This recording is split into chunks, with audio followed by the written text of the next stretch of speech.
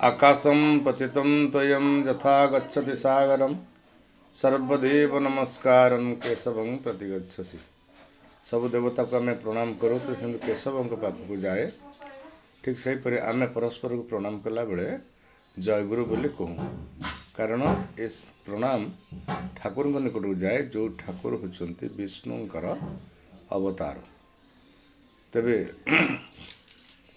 ये प्रणामटा ठाकुर पाखक जाए। ठाकुर कहते तुम ठाकुर तो जाग्रत नहेले कहीं तुम केन्द्र नुहति, ठाकुर बिनु फांकीदेव चाह पाइब। ठाकुर तो जब जाग्रत नहेला कहीं कहबेनि जे ये होचंती ठाकुर अनुकूल चंद्रंकर भक्त बोली।